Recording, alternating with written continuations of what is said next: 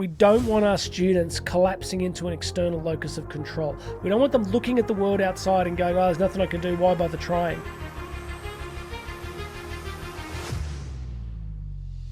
Well, hello there, my friend. Jonathan Doyle with you. Welcome to the Catholic Teacher Daily Message. I won't be waving my arms around too much. As many of you know, I've got 12 broken ribs and a fractured shoulder, so this arm is not going to be moving too much. It's just going to be this one occasionally. We're talking about a really important book by Abigail Shrier called Bad Therapy. In this book, which I really recommend to you, hopefully we remember to put a link here for Amazon. You can find out where to get it. It's a really important book. Yesterday we talked about anxiety, mental health, and fear affecting young people. Today I want to share with you the second quote from my research, my reading of the book. It's a great quote from a very famous professor, Jean Twenge, who is seen kind of as the world's most preeminent researcher on narcissism and narcissistic personality disorder. It's a really interesting quote, so let's do it. The rising generation has moved toward an external locus of control. All right, I want to unpack this quickly. If you're not familiar with locus of control is either internal or external.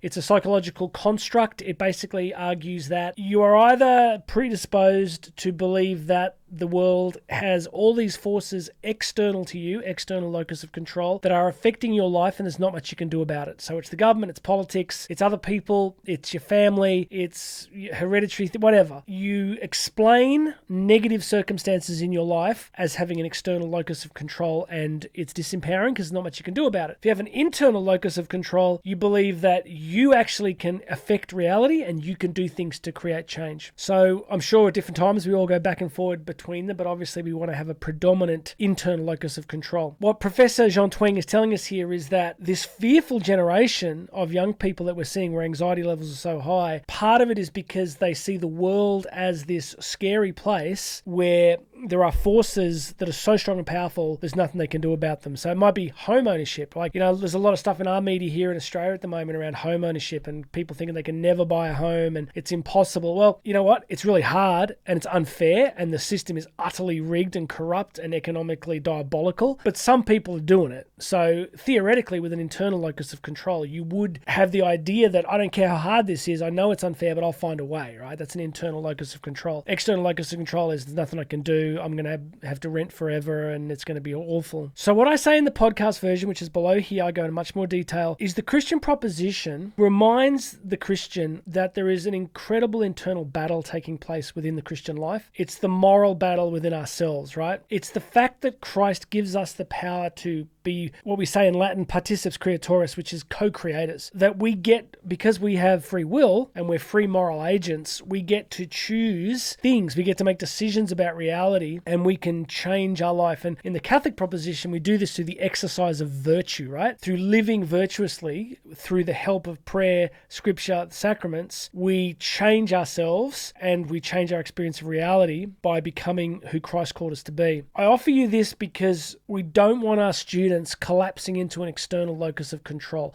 We don't want them looking at the world outside and going, oh, there's nothing I can do, why bother trying? We want to remind them, hey, you are in this great moral battle. You are in this universe torn apart by original sin, torn apart by the rebellion in heaven, torn apart by the work of the devil, who is real, may I remind us all. Constantly real. So I think that's kind of encouraging to say to my students, hey, this is a big deal. You got to make choices. You got to make moral choices. You got to grow. You got to become better. You got to struggle in prayer. You got to live your faith. You've got to struggle with sin. You're not powerless. Yeah, it's not easy, but you're not powerless. That is a much more compelling narrative to tell a young person than, yeah, well, you're screwed. The government's, going to take most of your money and you can't afford a house and the climate's going to, the world's going to blow up in a fireball next Tuesday. So why bother? The Christian life, the Catholic life, is a robust, muscular interface with reality itself. So I would just be selling that. I would just be taking my kids to the chapel in a class and going, hey, I'm going to talk to you about prayer. I'm going to talk to you about why we need to pray. I'm going to talk to you about the freedom that Christ gives you to make choices in your life, to think about who you want to become. Not just to think about it, but to read the Gospels and to see the human person par excellence, to see Christ, right? Gaudium et Spes 22. It is only only in the mystery of the Word made flesh that the mystery of the human person takes on light. We only understand ourselves and our potential by looking at Christ. Like, that is the church's authoritative teaching in the Second Vatican Council. Like, you want to understand how to live a human life? Look at Christ. Well, to do that, you'd have to know the Gospels. So we've got to get our kids, have courage. We can do this. Like, we're not done. We don't have to surrender. It's like that great line from The Simpsons, you know. We don't want to be a bunch of cheese-eating surrender monkeys. Look it up. It's great. Oh boy, I'm getting older. God bless you, my friends. Internal locus of control, sacraments, prayer, Christ in us, indwelling. There's a lot that our young people can do. Let's give them some hope back. Go check out all the links under here. Make sure you're subscribed. You and I are going to talk again tomorrow.